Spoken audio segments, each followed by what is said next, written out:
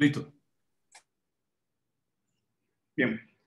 Buenos días con todos. Continuamos con este ciclo de conferencias del Congreso Internacional de Medicina Interna y Manejo del Paciente Crítico. Quienes habla, Alfredo Olmedo, soy médico, máster en Gerencia de Instituciones de Salud y actualmente presidente de la Fundación Ecuatoriana por la Salud.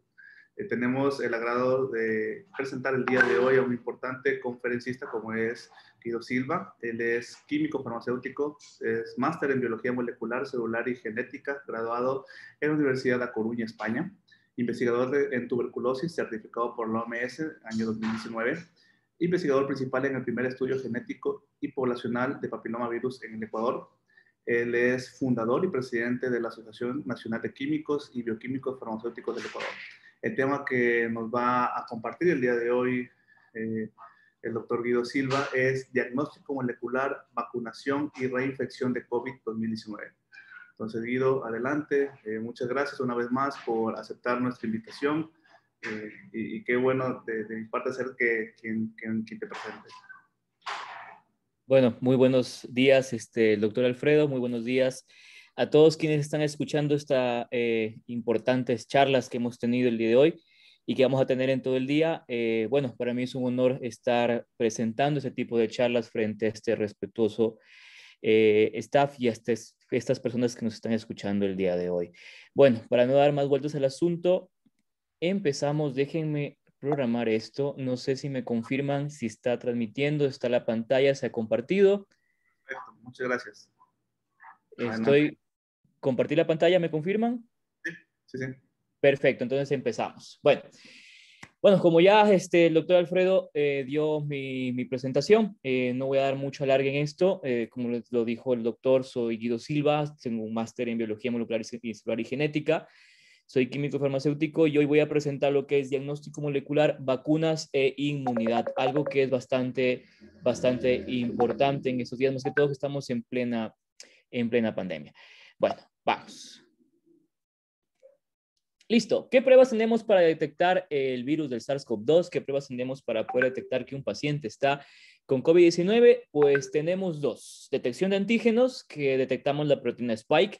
La RT-PCR o PCR retrotranscripción, que detectamos netamente el RNA. Y las pruebas de anticuerpos, las cuales no son diagnósticas, lo explicaré por qué no son diagnósticas, pero son una muy buena prueba para saber si tenemos cierta inmunidad o cierta protección ante el virus post-infección de COVID-19. Bueno, vamos primero con pruebas de antígenos. Las pruebas de antígenos son pruebas rápidas, son pruebas, bueno, su nombre lo dice, son pruebas que tenemos el resultado en los primeros 30 a 60 minutos. Son resultados muy precisos. Dependiendo de la casa comercial, los resultados tienen una efectividad del 97% y una sensibilidad del 98.65%. Algo que habla muy bien de estas pruebas. ¿Cuáles son las mejores pruebas a mi criterio? Las pruebas de Roche o SD Biosensor y las pruebas de Abbott. El resto, la verdad, las casas comerciales, Abbott y Roche no me paga un centavo por esto, pero el resto no me gusta, no me agrada. Estas casas comerciales son muy buenas y la sensibilidad es bastante alta, se acerca prácticamente a las pruebas de RT-PCR. ¿Son pruebas diagnósticas? Sí. La muestra es nasofaringia, son como tomar un hisopado más, y las primeras que fueron aprobadas fueron las pruebas de antígenos de Abbott, que fueron aprobadas por emergencia. Son tarjetas, en realidad no son otra cosa que reacciona a través de una muestra nasofaringia, diluyendo la muestra. Estas son pruebas que yo he realizado, que estoy realizando que he realizado hace 3 semanas, cuando tuvimos un alto pico de contagios, en los cuales es súper simple leer, es súper rápido. La lectura en los casos positivos generalmente es de 3 minutos. En 3 minutos se marca la tira, es una cromatografía, se marca la tira y pues tenemos un resultado súper preciso. En este caso tenemos 6 casos positivos, 2 negativos, fueron una primera tanda y pues como lo ven, lecturas precisas, lecturas rápidas. En sí es una cromatografía, es un cassette en el cual nosotros ponemos la muestra, que primero diluimos en un tubito, como lo vieron en la anterior diapositiva, y ponemos esta muestra en el pad de muestra, en donde cae el antígeno y luego migra hacia el pad de conjugado, se une un anticuerpo y luego migra al pad de revelado, donde se va a unir a una sustancia reveladora o un fluorocromo. Si hay antígenos, por tanto se va a marcar una línea. Si no hay antígenos, pues no se va a marcar absolutamente nada, porque aunque la muestra caiga en el pad de muestra, va a llegar al pad de conjugado y el antígeno no se va a poder unir a ningún anticuerpo. Y por tanto, en el pad de revelado no se va a unir a nada y los fluoropromos seguirán flotando, que luego pasarán a la membrana porosa, se unirán hacia un pseudoantígeno y luego llegarán a la línea de control y nos dirá, mira, aquí hay una línea de control buena porque se corrió la muestra desde el principio y pintó al final. Si nosotros dejamos este tipo de muestras, este tipo de lecturas por más de 30 minutos, en el caso de las pruebas de Roche SD Biosensor, o más de 15 minutos, como es las pruebas de Abbott, pues luego tendríamos un falso positivo. ¿Por qué? Porque al momento de que llega o corre la muestra a través de la cromatografía, tiende a regresar y pinta un resultado falso positivo. Me ha pasado, hemos dejado por error varias muestras o algunas muestras por más de 30 minutos, que obviamente hicimos la lectura en los primeros 30 minutos, y luego de 1 hora y media ya tenemos una pequeña línea pintada en el revelado. No significa que es positivo, significa que la muestra se corre hacia atrás nuevamente, y pues tenemos un falso positivo. Nos pasa en estas y nos pasa también en estas pruebas rápidas de anticuerpos. Las pruebas rápidas de anticuerpos es un cassette, es lo mismo, solo que en vez que en el pad de revelado hayan anticuerpos, van a haber antígenos y por tanto van a marcar la presencia de anticuerpos IgM o IgG, dependiendo de lo que el paciente haya desarrollado. ¿La punción en el dedo es efectiva? Pues no, prefiero sangre venosa para las pruebas rápidas. En realidad la extracción de sangre por el dedo no es una buena opción. Hay más de un paper escrito de que no dicta resultados fidedignos a través de una pequeña muestra de sangre que es la punción del dedo. Estas no son diagnósticas, las pruebas rápidas no son diagnósticas. Es algo que lo que siempre he estado en contra de lo que son las campañas de ir a hacer pruebas con pruebas rápidas. Las pruebas rápidas siempre se marcan después de los primeros 7 a 8 días de infección. Por tanto, no es una prueba fidedigna que me diga que tengo o no tengo COVID. Si tenemos una prueba negativa de una prueba rápida o cuantitativa de anticuerpos, pero tengo toda la clínica, pues necesitamos una prueba de hisopado para confirmar o descartar. En este caso, esas pruebas me sirven muchísimo para estudios poblacionales. Los hemos hecho en España, que nos hemos dirigido prácticamente a toda la población de Coruña en la primera ola, después de la primera ola, perdón, para saber cuántas personas habían adquirido la famosa inmunidad de rebaño. Para esto nos sirvieron las pruebas rápidas, más no para otra cosa. Las pruebas cuantitativas son más precisas. Se puede saber si el infectado tuvo o no tuvo coronavirus, sí lo podemos saber, es igual que las pruebas rápidas. No es una buena opción diagnóstica, pero sin embargo, si yo tengo únicamente la marca de IgM en pruebas anticuerpos cuantitativas, puedo suponer que el paciente tiene COVID-19 y por tanto debe aislarse. Tengan en cuenta que las pruebas rápidas tienden a marcar una pequeña línea de IgM en ciertas marcas que son muy baratas, por así decirlo. Estas líneas de IgM nos dan una falsa percepción cuando son de esta forma un paciente que no tiene síntomas y presenta una pequeña marca de IgM. ¿A qué se debe?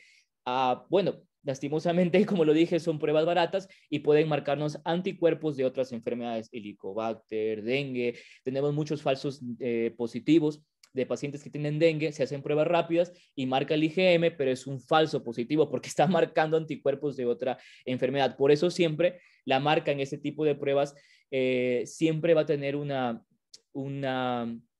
decisión, por así decirlo, final. Entre mejor sea la marca, pues como toda prueba, mejor va a ser el resultado, sobre todo en pruebas de COVID-19. Son pruebas de inmunoquimiluminiscencia en su gran mayoría y pues no sirven para saber si dejamos de infectar, es algo que lo sabemos. ¿Por qué no sabemos, por qué no podemos utilizar este tipo de pruebas para saber que el paciente deja de infectar?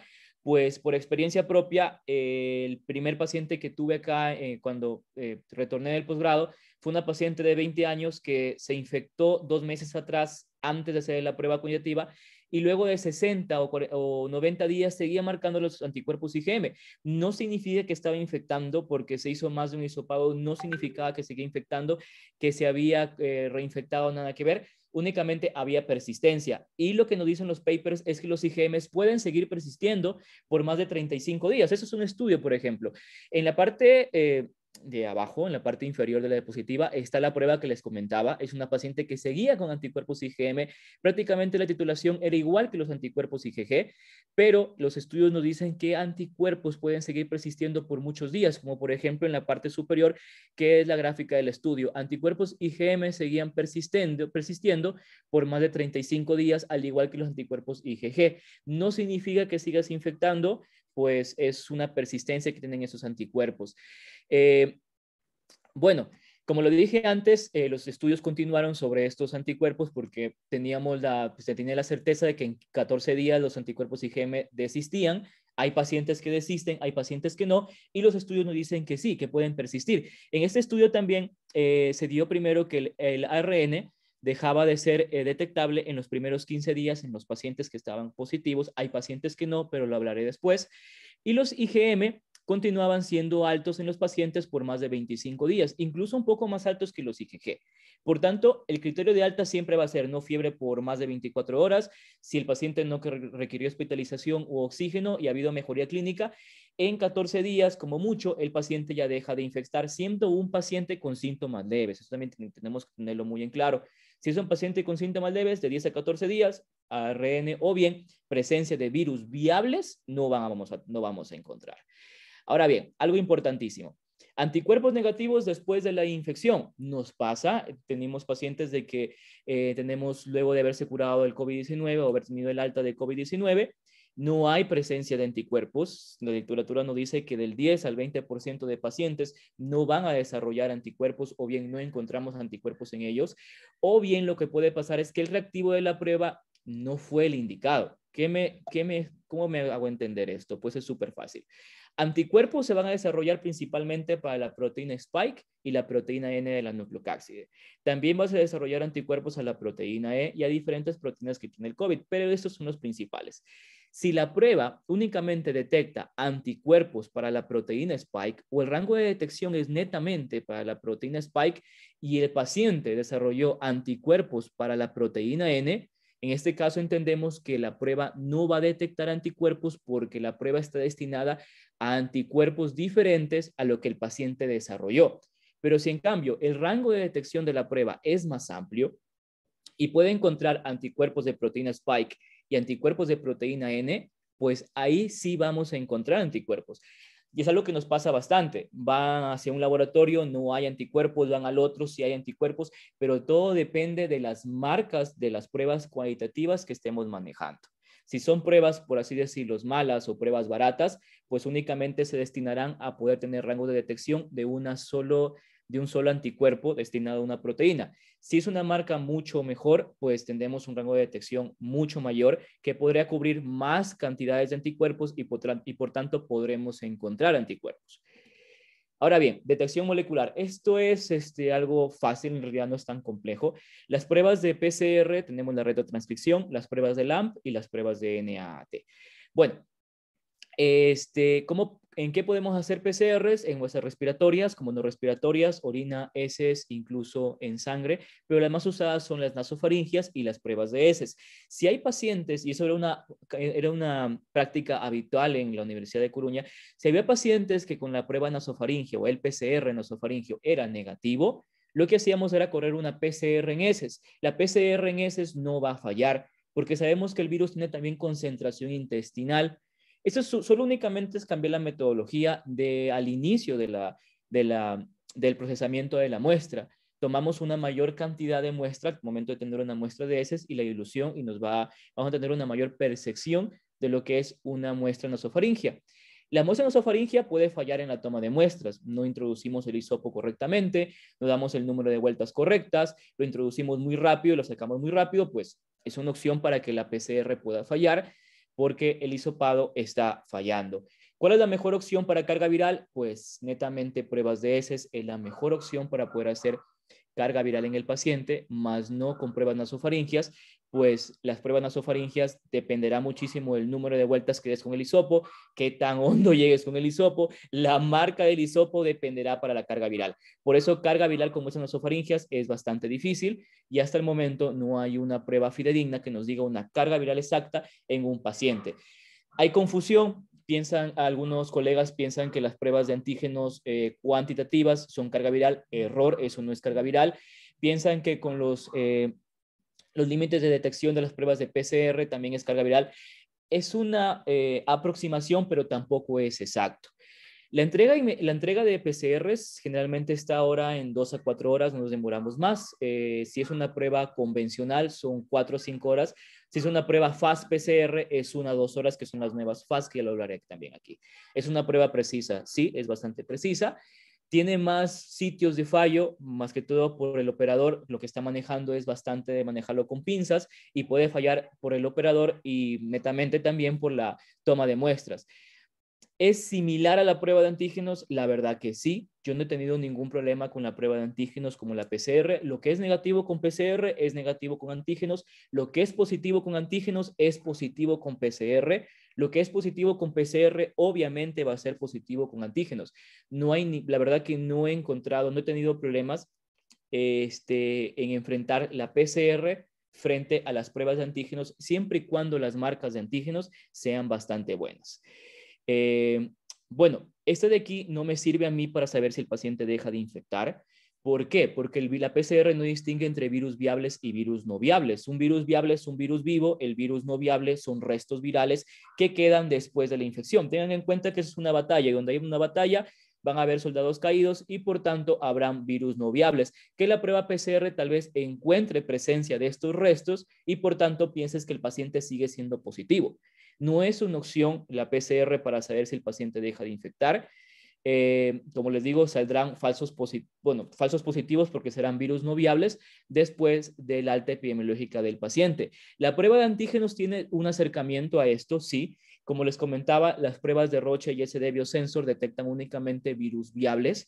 Hemos tenido esta apreciación incluso en pacientes que llevan 12 días de que empezaron los síntomas, con pruebas de antígenos siguen siendo positivas y en el día 14 ya llegan a negativizar o en el día 10 en pacientes asintomáticos llegan a negativizar con pruebas de antígenos. Así que la que más se acerca a una percepción de lo que son diferencia entre virus viables y no viables son las pruebas de antígenos. Siempre y cuando el proveedor sea un buen proveedor o una buena marca de estas pruebas que las mencioné a un principio.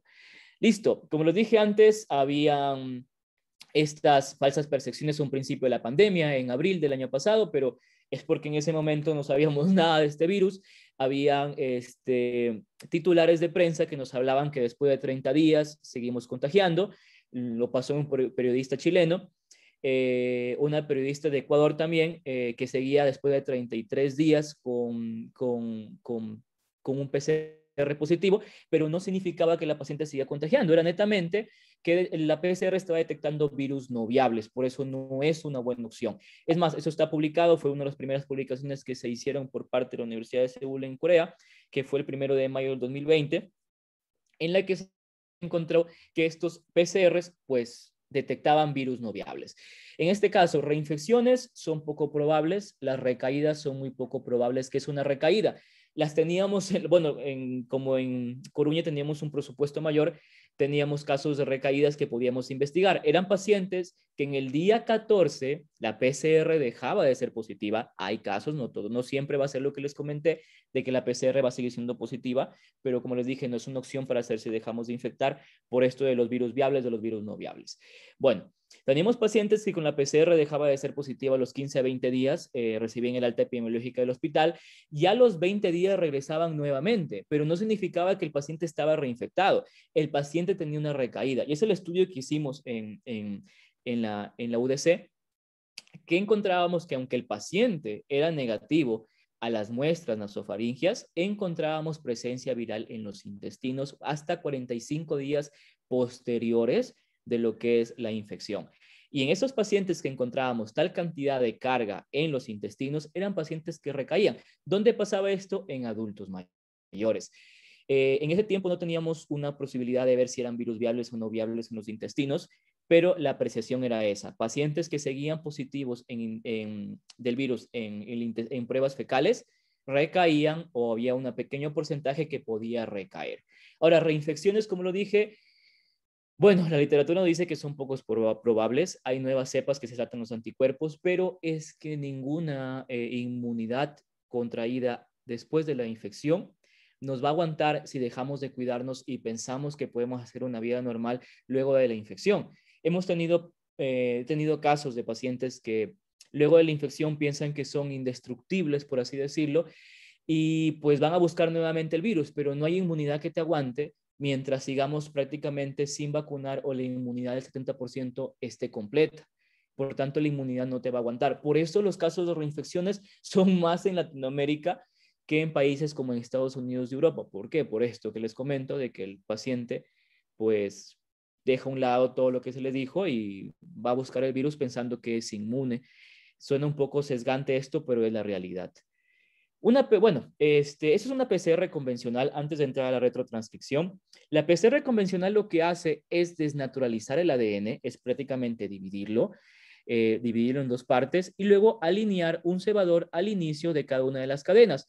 Y luego lo va a extender a 72 grados centígrados para que los nucleótidos que también agregamos a la mezcla de la Master Mix comiencen a crear más cadenas o copias del ADN y así una y otra vez hay una multiplicación de ADN y por tanto podamos leer estas copias. Es por eso que las PCRs son tan sensibles que incluso hay marcas de PCRs que pueden identificar al virus al momento de tener apenas solo 5 copias y por tanto lo puede amplificar. Esto, como saben, es por diferencias de temperatura, pero ¿qué pasa con un ARN? Pues el ARN, el problema es que no me va a aguantar la primera parte de la la primera parte de 92 grados centígrados, se me traba la lengua con esa palabra. No me va a aguantar esto y por tanto es muy volátil y voy a perder esa copia de ARN. Como lo dije antes, no puedo utilizar directamente el ARN como un molde, tengo que convertirlo primero en un ADN complementario o un ADN-C a partir del ARN. ¿Cómo lo hago? Bueno, como lo dije antes, tengo mi muestra de ARN, que es la muestra que yo encuentro luego de procesar o bueno, luego de poner la Master Mix en todo lo que yo extraje del virus del COVID, del SARS-CoV-2 para extraer el ARN. Como lo dije antes, no puedo utilizar esta cadena, esta primera cadena no la puedo utilizar como un molde porque la voy a romper en los primeros 92 grados centígrados o la primera subida de temperatura que yo tengo con la PCR. Se va a acabar. Lo bueno es que este ARN tiene colas de adenina. Es una ventaja, llaman colas de poli A, en las cuales las colas de poli A yo puedo agregar un primer conformado por varias timinas o conocido como óligo de T.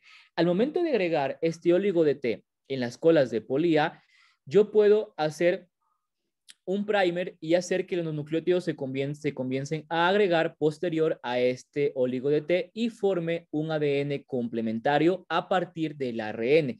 Este ADN complementario que yo ya formé, como les dije antes, teniendo un ARN al cual yo pegué colas de poli-T, por tanto lo puedo convertir. Esas son imágenes lo puedo amplificar, perdón. Esas son imágenes de lo que nosotros hacemos PCRs en el laboratorio. Primero utilizamos un molde, una placa a la cual agregamos varios buffers, eh, trans, eh, agregamos perlas magnéticas, se me iba el nombre, y todo lo que tenga que ver con el cóctel de la PCR. Luego lo vamos a poner en un Smart 32 que va a mezclar y va a hacer que estas perlas magnéticas prácticamente extraigan el ARN, por así decirlo, y no darnos tantas vueltas.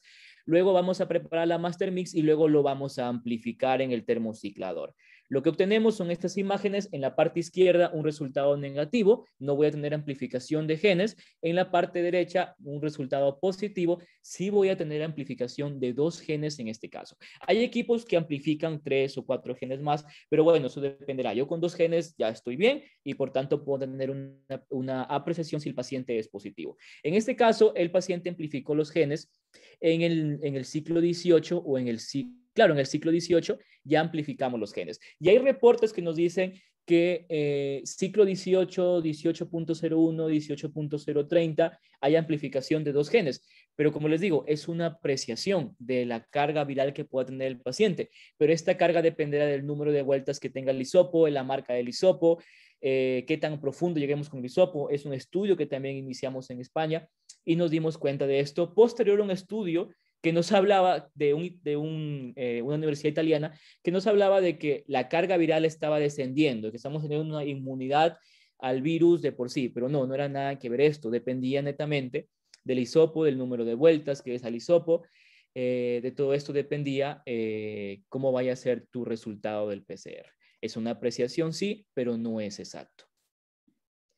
Ahora bien, esto es un PCR fast. Esto es más lindo porque únicamente tomamos la muestra, ponemos en un tubo de extracción y luego calentamos ese tubo, hacemos la PCR, mezclamos con la Master Mix y luego llevamos a este equipo, que este equipo a la final nos va a amplificar en 30 minutos lo que es el ARN o lo va a formar el ARN complementario y va a tener una amplificación. Tendremos resultados similares a los anteriores, pero en una pequeña pantalla, donde también va a haber amplificación del control por un lado y por otro lado de los dos primeros genes que queremos encontrar. En esos equipos, cuando amplifica un solo gen, también se considera positivo, aunque el otro gen no amplifique. Bueno, tienen una menor sensibilidad que el termociclador grande, pero nos sirven para poder hacer PCR de una forma mucho más rápida. Listo, algo importantísimo. ¿Cuándo hacer la prueba PCR? ¿Cuándo hacer la prueba de antígenos? ¿Cuándo voy a pedir yo un hisopado al paciente? Bueno, un metaanálisis ya de algún tiempo nos habla de una reunión de 12.057 pacientes que nos dice que en los primeros 3 días va a haber falsos negativos. Es decir, yo me contagio el día lunes, me acabo de contagiar el día lunes en una fiesta, en un bar, en un restaurante, en un paciente que estuvo positivo o un familiar que era un asintomático. El día martes yo tendré un 100% de probabilidades de falsos negativos, el día miércoles igual, el día jueves un 56.6% de falsos negativos y el día viernes, que ya estoy en el cuarto día, ya tengo el virus o la suficiente carga para poder detectarlo. Lo podemos dejar para el cuarto día o para el 5 día, está bastante bien, no hay ningún problema. Así que lo podemos encontrar tanto en el cuarto como en el quinto día. Si podemos esperar el quinto día, mucho mejor. ¿Por qué se da esto? Por el periodo de ventana del virus. En los primeros días generalmente va a ser un virus intracelular, no lo vamos a poder encontrar. En el cuarto día ya lo encontramos en gran cantidad en la mucosa nasofaringea y lo podemos hacer en el cuarto al quinto día. Antes que esto, no se puede pedir hisopados. Si tengo un paciente que es positivo dentro de casa y ha llevado como 5 días con síntomas, yo no le puedo pedir pruebas al resto de la familia porque no sé en qué momento se infectaron. Y eso es algo que pasa muy a menudo. Se pide inmediatamente después de que el paciente ha dado positivo al resto de la familia y salen todos negativos. ¿Por qué? Porque aún no ha no ha terminado el periodo de ventana del virus y por tanto no voy a encontrar absolutamente nada. Como les digo, no sé en qué momento el paciente se puede haber infectado con el familiar y por tanto yo espero 4 o 5 días. Pero si en esos 4 o 5 días el paciente ya tiene síntomas, ya puedo hacer la prueba. ¿Espero días desde que el paciente tiene síntomas? Pues yo no espero. Hacemos la prueba PCR, hacemos la prueba de antígenos. Me gusta más la de antígenos porque es más rápida, menos complicada, es más barata para el paciente, es más accesible. Como le digo, si el paciente tiene síntomas, hacemos ya. Si no hay nada, pues no hay nada. No he tenido problemas con pacientes que han tenido síntomas y hemos hecho la prueba en el día que tiene síntomas. Si es positivo a COVID, encontramos. Si es negativo a COVID, pues no encontramos. No he tenido ningún problema. Listo. ¿Necesitamos una segunda prueba confirmatoria? Pues si es negativa, pero el paciente ha tenido contacto estrecho con un paciente infectado, pues sí. Si cumples con esta condición y eres PCR negativo o hisopado antígenos negativo, pues tienes que seguir aislado hasta poder repetir la prueba. ¿Por qué? Porque tal vez hicimos la prueba muy pronto y es el problema de los falsos negativos en un principio, que la prueba se hacía muy pronto y no se encontraba absolutamente nada. Listo, vacunas. Pues vacunas tenemos ahora para escoger, en realidad, de todo. Tenemos primero las vacunas de ARN mensajero sintético, que las mejores son las vacunas de Pfizer. En realidad todas las vacunas son buenas, pero las de Pfizer tienen una mayor efectividad al momento de prevenir la enfermedad de lo que son el resto de vacunas. Son vacunas de ARN mensajero sintético. Lo que van a hacer es enviar un mensaje, el cual va a ser leído y luego se va a traducir en que el cuerpo debe sintetizar proteínas Spike para poder generar una respuesta. Es esto simple. Metes con la inyección ARN mensajero, que es muy difícil conservarlo, eso lo dejaremos para otro lado. Transmites una orden y la maquinaria celular lo que va a hacer es comenzar a producir proteínas Spike para que se pueda crear una respuesta ante esas proteínas Spike. Listo. Ahora bien, la de antígenos sintéticos, pues es algo simple, en realidad también son vacunas creadas por China, en la cual netamente en la vacuna ponen proteínas Spike, las ingresan al cuerpo y hay presencia de anticuerpos al momento de excitar el sistema inmunitario frente a estas proteínas Spike. Y las de vectores, que también me gustan mucho, son las de Oxford y AstraZeneca, y la de Sinovac, que también utiliza un vector o un virus, perdón, utiliza un virus atenuado, estoy mal. Son únicamente Oxford y AstraZeneca, son aquellas que utilizan vectores. Ahora bien, ¿cómo es esto de los vectores? Tenemos aquí el genoma de un adenovirus, que es el que produce la gripe o la gripe en el chimpancé. Este genoma, lo que hicimos fue cortarle una pequeña porción, la E1, que se conoce como brazo corto, y dejamos un brazo largo con el resto de la información genética de este adenovirus. Lo que hacemos aquí es injertar un gen, el cual le va a decir a nuestro cuerpo, tienes que crear proteínas Spike, que es netamente el gen del virus del SARS-CoV-2. Y bueno, en pocas palabras, introducimos un gen, modificamos el genoma de este adenovirus, introducimos un gen en este adenovirus que lo que le va a decir es, tienes que hacer proteínas Spike, y dividimos en dos fases de vacunación. La primera con un vector AD26, en el caso de la vacuna de la rusa, en la Sputnik V, o la Sputnik V. Agregamos este vector, ingresa, se pega a las células, inserta el material genético y le va a decir a nuestro cuerpo que tiene que crear proteínas Spike. Estas proteínas Spike, al ser ajenas al sistema inmunitario, a nuestro cuerpo, lo que va a hacer es crear una reacción de protección de anticuerpos neutralizantes y anticuerpos IgM y IgG. Hay pacientes que se están haciendo la prueba de anticuerpos IgM y IgG luego de una vacuna de virus atenuado, por ejemplo, la de Sinovac, y están teniendo anticuerpos IgG. Es por esto, porque estas vacunas de virus atenuados o de vectores también excitan lo que es la producción de anticuerpos IgG. Si hay una vacuna de ARN mensajero, es mejor anticuerpos neutralizantes. Hasta el momento nos quedamos con eso hasta poder hacer más pruebas con las pruebas de IgM, IgG convencionales en pacientes vacunados con vacunas de ARN mensajero.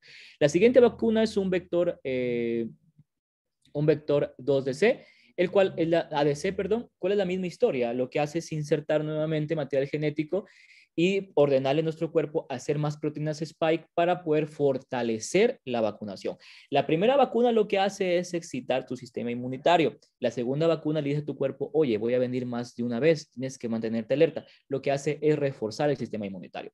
Por eso se sabe que pacientes que tuvieron la infección por COVID-19 se pueden vacunar 30 días después de la infección y solo necesitan una sola dosis. ¿Por qué? Porque la enfermedad fue la que detonó la creación de anticuerpos y la vacuna lo que va a hacer es fortalecer esta reacción inmunitaria.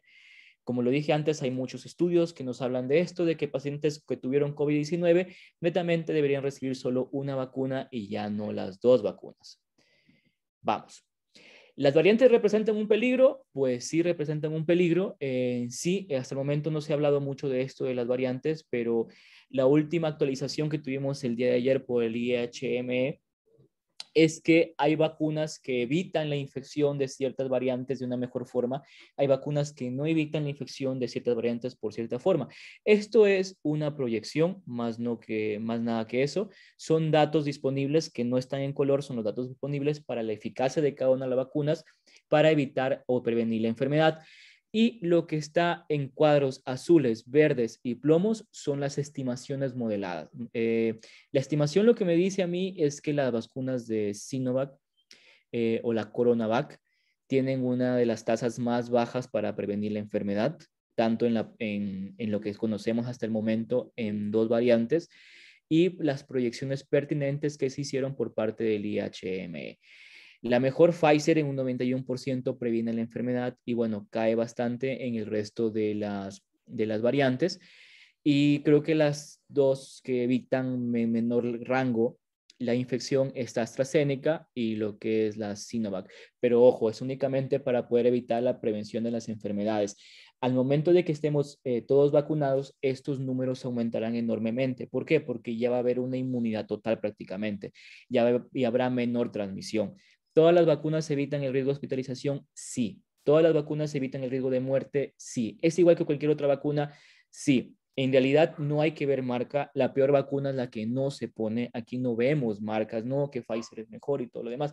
Sí, tal vez tenga una mejor reacción al momento de evitar el COVID asintomático, pero evitará a su vez que el paciente tenga riesgo de muerte o riesgo de hospitalización. Hay ciertos casos reportados de personas que se han vacunado con las dos dosis de Pfizer, 30 días después contraen el virus y se complican, pues lastimosamente es que la vacuna no se conservó de una buena forma. Esto es con un ultracongelador y con diferentes sesiones para poder descongelarla. No es inmediato, es un trato especial las vacunas de ARN mensajero. Como lo dije antes, el ARN se desnaturaliza, esa es la palabra que buscaba, se desnaturaliza y por tanto se rompe, se vuelve muy volátil y pues a no conservar una temperatura adecuada no encontramos nada y por tanto la efectividad de la vacuna se pierde. Así que es eso. Algo más que quiero contar sobre vacunas. En realidad, cuando las madres van a los centros vacunatorios a vacunar a sus niños, no están preguntando la calidad de la vacuna, no están preguntando de qué marca es o en qué país se desarrolló, únicamente reciben la vacuna porque es eso, la vacuna lo que evita es el riesgo de ponerte mal con la enfermedad. Y eso es lo que estamos logrando con estas. Bueno, variantes. Lo último que sabemos de variantes es que en Vietnam se detectó la primera variante híbrida. Esto es algo bastante que nos dejó como que, ¿qué está pasando? Porque hay variantes híbridas. Ya creo que teníamos suficiente con la variante de India. Y encontramos una variante que tiene elementos de la cepa de Reino Unido, la B.1.1.7, y de la cepa india, la B.1.617.2. Lo que la OMS recién nombró como alfa, epsilon y tanta cosa, pero a mí me gusta más nombrarlas así, las identifico mucho mejor. Lo que encontramos fue que esta nueva variante para el 28 de mayo ya se había compartido como una variante predominante y los casos subieron enormemente en Vietnam por esta nueva cepa híbrida. Así que las variaciones sí son un peligro. Aún esperemos que la vacunación avance antes de que salga una variante que pueda tumbar al piso la vacunación. Y bueno, eso es todo de mi parte. Dejo el logo de la Asociación de Químicos y Bioquímicos Farmacéuticos del Ecuador, a la cual yo represento.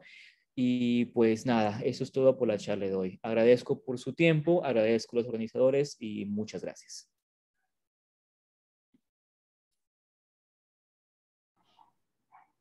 Buenísimo. Listo, Guido. Muchas gracias. Creo que hasta aquí es la grabación.